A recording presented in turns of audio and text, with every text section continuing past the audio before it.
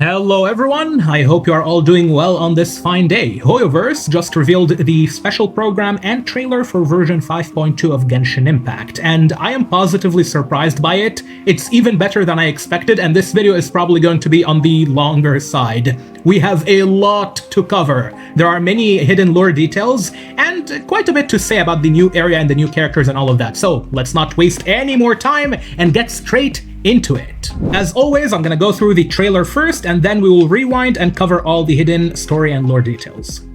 We're a tribe of warriors. In ancient times, we were responsible for patrolling and defending all of Natlan.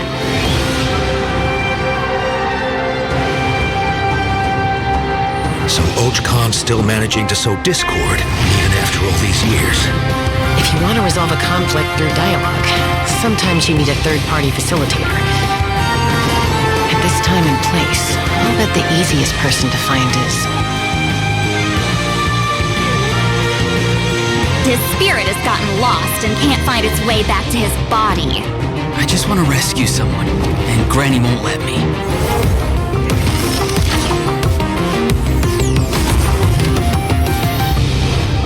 "500 years later, mystery surfaced again. I worry that we risk repeating the mistakes of the Cinder City. As long as the soul is involved, I should be able to help. Be free! Take me up!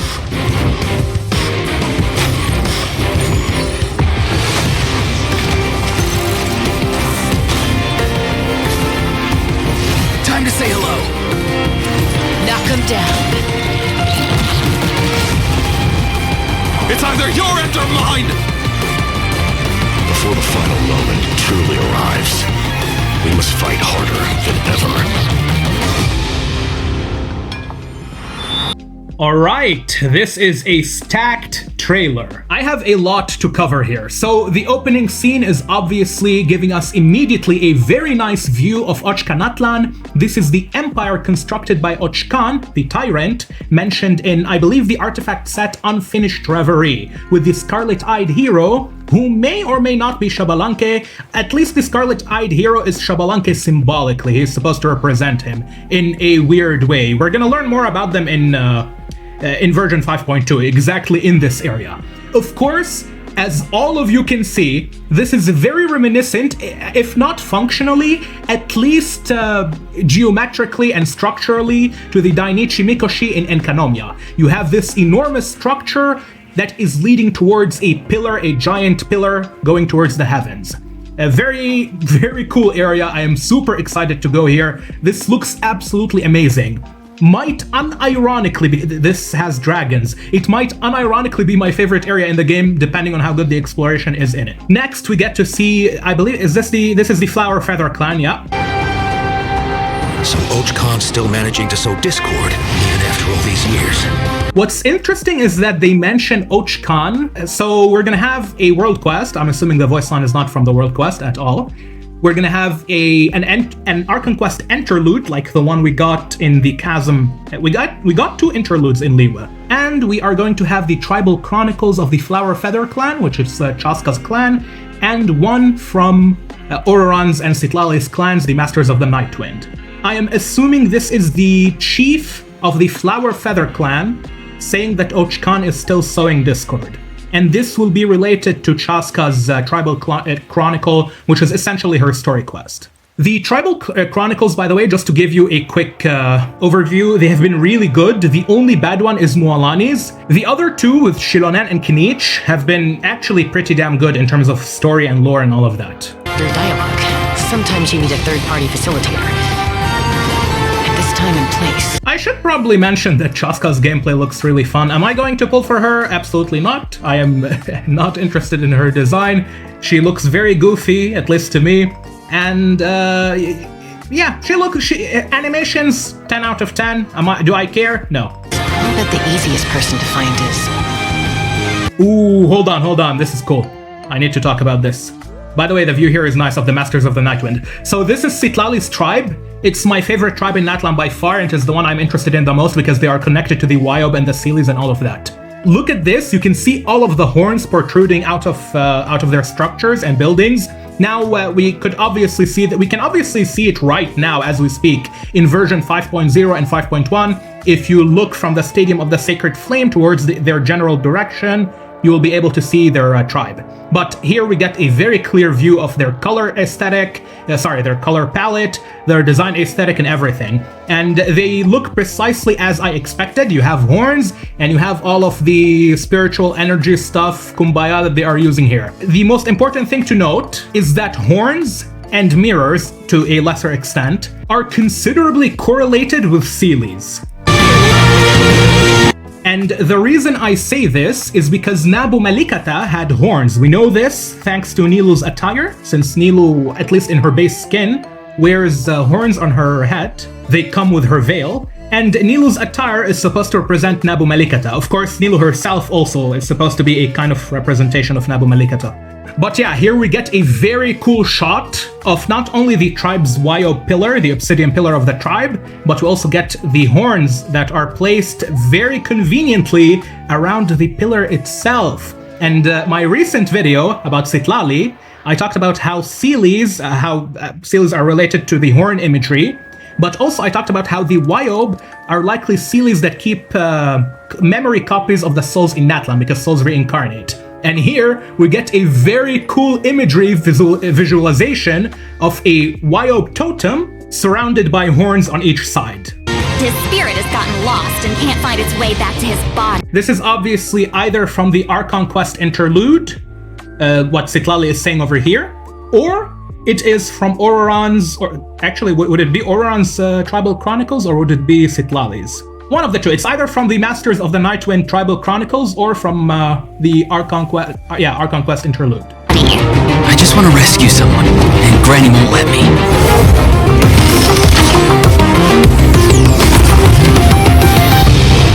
Oh, this is Xbalanque. You can see Xbalanque. I'm assuming this is inside Ochkanatlan. I'm looking for anything important here. It looks like it's just praising the sky, essentially. Actually, you can see a sun behind him, or at least what is supposed to look like a sun. So you can see Xbalanque in the middle. There is some pyro energy. I'm not talking about the paint. I'm talking about his cape, which resembles like overflowing pyro. And there is a sun behind his throne. 500 years later, mystery surfaced again. 500 years later, mystery surfaced again. So Capitano is going to be in this Tribal Chronicles, which is quite interesting if you ask me. 500 years later, mystery surfaced. I was not expecting Capitano to come back until the end of the whole Natlan Archon Quest series. So I don't want to say I am glad, but I think it's a good decision not to completely eliminate him. I was expecting after his conversation with Yuvaltikuten that he was going to disappear, go on some like weird, I don't know, mysterious training arc with Yuvaltikuten and then come back and save the day at the very end. I'm glad that he is going to be relevant in the Archon Quest interlude. I think this is a good decision and the correct decision. Surfaced again. Especially considering the fact that this is an excellent opportunity for him to give us some Fatui lore. Because this is an interlude quest, right? This is unrelated to the main Natlan Archon quest, at least not directly. It has its own storyline, side story. And because of that, Capitano can take some time to talk to us, or to talk to the Traveler rather, about the Abyss sibling. Since Capitano worked in Conria, he was a general. And yeah, he can tell us about the Abyss sibling, the Abyss Order, Conria, the Fatui. He can possibly tell us what the Fatui are planning with the Tsaritsa, all of that stuff. Of course, we have a dragon statue, an ancient dragon statue in Ochkanatlan over here. Very nice. Good architecture. Although I do have to say, architects themselves are something to work with, bro. Worry that we risk repeating. Also, oh yeah, hold on. The circles. You know what? I'll cover it at the end of this video. Let's just go through it. We risk repeating the mistake. I was gonna talk about, yeah, these. You see these circles that we see them all over Ochkanatlan? They remind me not only of the Fantastic Compass domain, but also of a few other things that we see over Tevat. And that is interesting for reasons that I cannot talk about right now. Yeah. Thanks at the Cinder City. Ooh, this is it. When I saw this in the trailer, I was so happy. Okay guys, listen. This is an abyssal tree and it's going to be a new boss, open world boss in Natlan. This is super cool because for those of you who saw, which one was it? Yeah, it was the video where I talk about Plato's theory of creation with the demiurge and how there is the world of perfect forms and then there is the world of matter and how the demiurge impresses the world of matter, or rather impresses the world of forms onto the world of matter to create reality, all of that stuff. In that video, I talked about how the abyss might have its own world tree that is counterpart to Tevat's or the light realms or the human realms Irminsul tree or Tevat's own world tree, whatever it is. I said in that video that the abyss likely has other minor trees that are scattered throughout the void realm. And now we get an actual confirmation of that, and on top of the confirmation, this tree also has angelic motifs that will become more apparent in another shot. But yeah, this is enormous. This is so big. Unfortunately, I cannot tell you exactly why this is so massive, but trust me, this abyssal tree is such a huge revelation, not only as a boss, but also as a confirmation of the fact that this is what the abyss looks like when it takes form. Also, one more thing. This is not the abyss imitating plants on Tevat. Don't make this mistake. This is an abyssal creature that copies the memories of Tevat through invading the ley lines, or at least copies the memories of Natlan, and then takes the form of other monsters or other creatures on Tevat. But this is what the abyssal creature looks like. It looks like a weird angelic tree, and the fact that it is an angelic tree makes it such a massive lore revelation. I should probably explain a little bit of why this is important, but I have to make it misleading. Let me see. I have a video that I am preparing on this topic. I am super glad that this tree exists. So here's the thing. Let me make it misleading without actually giving off anything important. Okay, here's what I can say.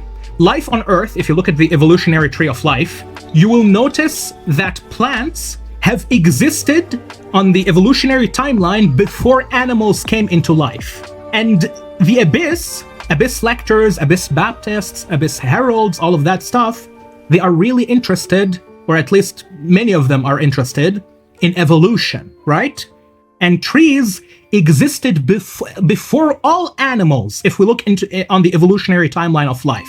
Furthermore, the dragon sage, Waxaklahun Ubakan, was also interested in evolution. It was something that he pursued. So the ancient dragons and the abyss, at least abyss order, are both interested in evolution.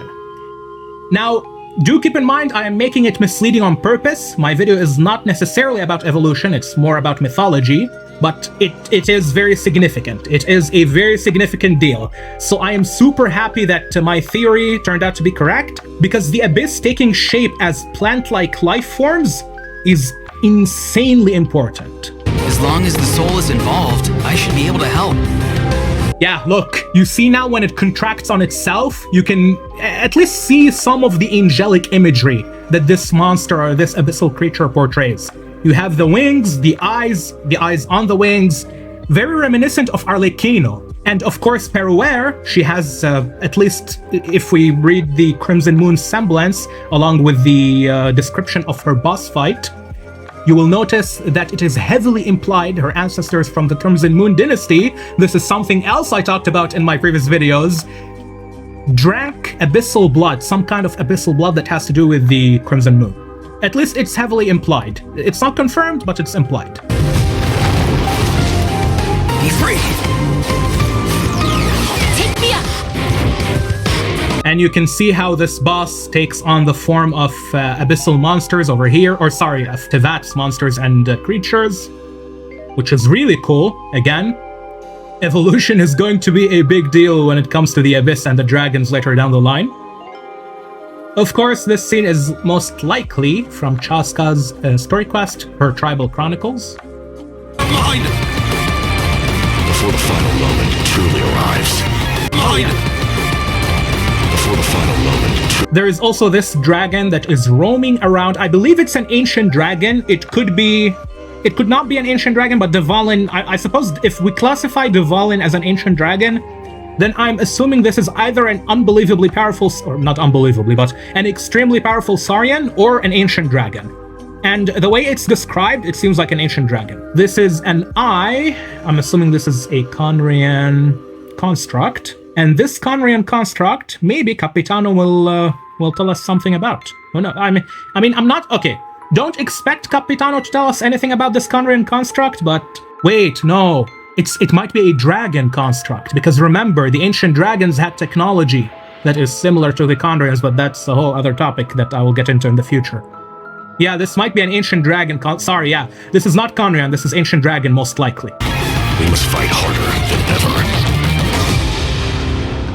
Super cool, super cool. And by the way, we're not done. We still have a lot more. Oh my god, this video is gonna be so long. Let me look for all the important stuff. So of course, Capitano is going to show up. They talk about him here. But his secrecy here seems a little peculiar. So I am hoping that Capitano gives us information about the Fetui's plan. I think it's about time for us to know, especially considering that the next nation is going to be Snezhnaya.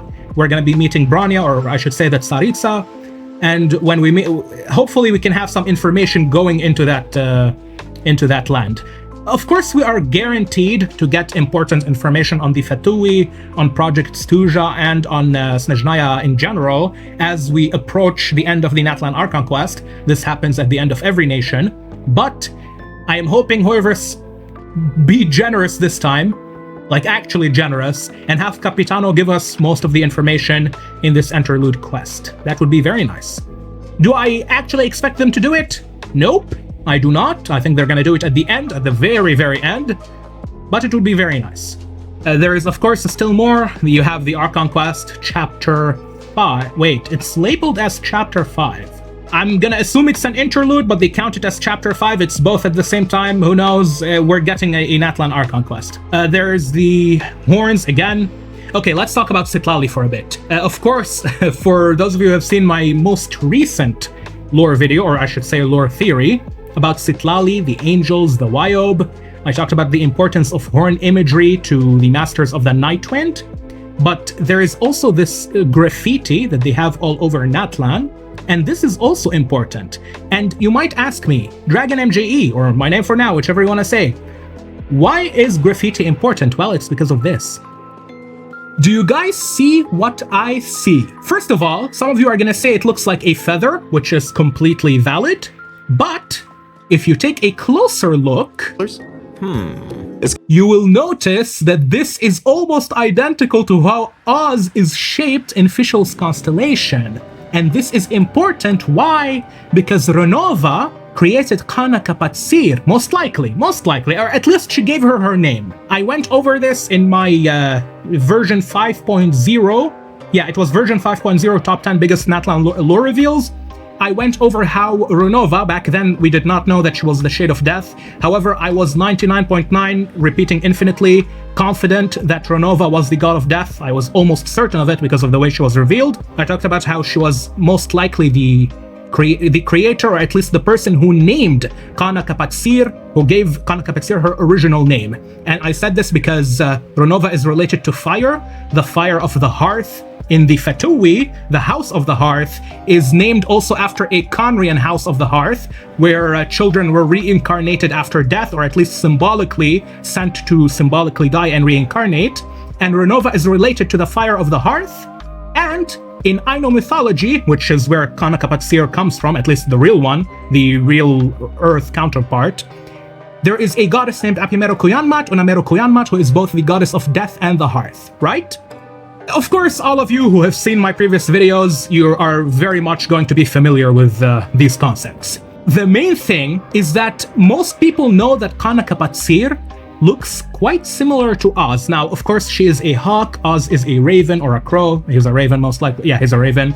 But they still look very similar. Both are electro, both have similar looking eyebrows or feathers, both are very purple and related to lightning and all of that stuff. And the Masters of the Nightwind, who are the closest tribe in Natlan, not only to the Wyob, but also to Yualtekutin, who was a servant of Renova, and she is a Seelie, of course, have this graffiti of a bird looking like Fischl's constellation of Oz. And that's super, I suppose, neuron activating moment for me here. Because you can make the connection, if you think about it well enough, between this graffiti and then the Sealies of the Night Kingdom, and then Ronova, who taught Yuvaltekutin how to create the Night Kingdom out of Natlan's ley lines. And then you have Kapatsir, whom Ronova gave a name, at least her original name. And Kapatsir looks like Oz, and this looks like Oz's constellation. There is something suspicious going on here, guys. There is something suspicious going on here. Now, would I say that this is bigger than the plant revelation of the Abyss? No. If I have to take the W on one of the two, and I have to pick, right? I have to pick. I can only take the W on either Renova and Kapatsir and Fischl, or I have to take the W on the plant. And when I say W, I mean which one I could only mention in my theories. I would go with the plant. The plant one is super important, especially in Genshin's cosmology and mythology. But this is really big. It's kind of tricky, right? Well, don't worry. The Ectomosaurs can help us out. Ectomosaurs are known for their wisdom. They can use their unique sight to detect things. Yeah, their sight. I mean, this is a special elemental sight that they have eye symbol in, of course. Very weak, but still present shape resemblance here to the quantum symbol, which is related to the Abyss, of course. That can't be seen through normal means. Whoa, okay. Oh, is that a soul? Someone's soul? Yeah, look, you can see a tiny soul on the right of the Ectomosaur. Through normal means.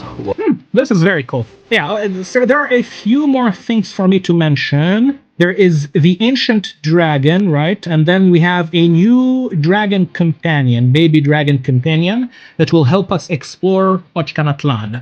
Of course, Ochkanatlan is heavily contaminated by the Abyss. This is why the it was the Flower Feather Clan. This is why the Flower Feather Clan are located there, not only to detect the abyssal invasions, but to eliminate them and terminate them as fast and as efficiently as possible. Now, we have this guy, very cute little dragon. He does not look like a dragon, it looks like a sperm. Hey, let's not put our Tapetlosaur friend out of a job. Little one works really hard. Okay, then I've got nothing. Remember how I mentioned that Ochkanatlan is heavily corroded by the Abyss? Well, that's where Kokui comes in. We can use his power. Okay, so he's called Kokui. So this Kokui little dragon friend that we are getting, we're going to be using him to fight the dragon roaming around Ochkanatlan, wreaking havoc. But we're also leveling him up. And does this remind you guys of Venti in his small form, in his baby form? It kind of does for me. This reminds me of something. Let me know down in the comments. This reminds me of something. The first thing that comes to mind immediately is Venti's baby form. It's a seed, maybe? I don't know. But yeah, we get to chase this ancient dragon with Kokoik and with our little friend. We will be fighting the dragon. It looks like a Saurian. I'm trying to figure out whether it's an ancient dragon or a Saurian. Honestly, not that important to learn in the Their appearance to mimic. Yeah, this is, by the way, where the developers confirm that this is what their appearance really looks like, the Abyss trees. So they are tree-like life forms that mimic creatures on Tevat, and that's super important because of the whole evolution argument. But keep in mind, when I told you about the evolution thing, where plants came before animals and all of that stuff, that's not what I will be talking about in my future video, which will come out shortly after 5.2, hopefully. I still have a few other Genshin lore theories to make before the one about the abyssal trees. Powerful enemies. High-level monsters such as the Tenebrous Papilla can mimic even stronger enemies. Huh? It looks like these monsters take the form of plants outside of combat. Yep. And yeah, you can take a look very quickly over here if I can go back. It looks quite angelic in this pose. You can see the wings, the eyes, the core. This is something, bro. This is such an enormous revelation as an enemy and a boss. I should also say something else. We use the baby... Oh, sorry, not the baby, sorry. The developers say that in order to defeat this boss, we need to use elemental attacks to break the enemy's protective void wards, and they describe it as we are confusing the enemy by supplying it with too much elemental energy. So this is useful information. It's not game-breaking or at least world-shattering, but it's good to know that the way the elements combat the Abyss is by confusing them. To break the enemy's protective void wards. Doing so allows them to take damage and causes them to enter a brief state of confusion. Yeah, you see here how this guy says that they enter a brief state of confusion after we supply them with enough energy and break their void wards. This is pretty cool. And the void wards are meant to protect these void plants. Ooh, when you think about it this way, this is something else that I just realized. The void wards that these monsters use, these abyssal creatures use, they are, at least conceptually, reminiscent of the cuticle layer. Also, I should probably explain this. The cuticle is a hydrophobic layer that the vast majority of plants on Earth have on their epidermic cells. So the epidermis is a layer that plants have in order to protect their leaves and their vulnerable organs. And it has a layer called the cuticle, which is hydrophobic, which also prevents water from exiting the plant's body at unwanted rates, and also prevents harmful fluids or extra fluids from entering the plant's body. This cuticle and epidermis stuff can be correlated to these creatures, to their void wards. So their void wards are like the cuticle layer, or like the epidermis layer, whichever you choose to go with, depending on how hard you want to simplify it. But instead of protecting them from fluids and from water, it protects them from elemental energy, or phlogiston, which behaves like fluids. If you saw my last, oh my god, I got so many things correct now that I think about it. If you saw my last video about the 8 biggest lore reveals from 5.1, I talked about how phlogiston, the way its motion, is very similar or very reminiscent to fluid flow. Huh. This is super cool. I love this design strategy. Travelers will need to use elemental attacks to break the enemy's protective void wards. Now, if you think about it from this perspective, abyss enemies are plant-like, and they have the void wards, which should be the plant's cuticle or epidermis cell. Again, once again, it depends on how much you want to simplify it. You can consider them both a single unit, since at the end of the day, the function of the cuticle correlates directly with the function of the epidermis cell layer. But yeah, let's just generalize it and simplify it. This can be used as an analogy in Genshin Impact for a layer that protects these abyssal plants from phlogiston, which can confuse them. And water, by the way, does confuse, confused in quotation marks, because plants, of course, don't have consciousness, but excess water or excess fluids from the outside can, quote-unquote, confuse the plant's body by altering its functions if too much enters, too much unwanted fluid. So this might be the same thing. Yeah. Oh my god, this is so cool. And the reason I'm excited is because in my mind, once again, I'm not telling you what's going on, but in my mind, this builds even further on the theory that will be coming out in version 5.2. Again, I still have other videos that I'm making. There's one for Star Rail, and there is one for Genshin, but sooner or later, this video is gonna come out. So allows them to take damage. Bro, I cannot believe that the abyss trees are actually real. I took a complete guess back in my Plato video about the abyss having trees. And now that we have the minor trees confirmed, the abyss might unironically have an actual major tree that controls the void current, or the dark currents. The dark currents are the equivalent of Tevat's phlogiston currents, or elemental currents. Or rather, I should say the light realm. Tevat has the ley lines. Okay, now let us end by quickly showing you this cool event that we are gonna have with Citlali. I am super excited to get Citlali. She is probably going... Okay, if I have to take a guess... If I have to take a guess, Citlali is probably, maybe, who knows, probably, probably coming out in version 5.3, because then, of course, next patch is Oruran, and we have Chaska, and since the Archon quest is ending in 5.3, we know this since version 5.0, the developers said this themselves. Since the Archon quest is ending in version 5.3, I think that would be an excellent time, of course, without knowing the future, that would be an excellent time for Mavuika and for Citlali to release. And if I have to choose between the two, well, you guys already know which one I'm gonna be choosing. I like Himiko, but hey, she is not Citlali, bro. Others will need to complete combat. We're getting a free sword. Looks like it will contain some lore regarding the Masters of the Nightwind.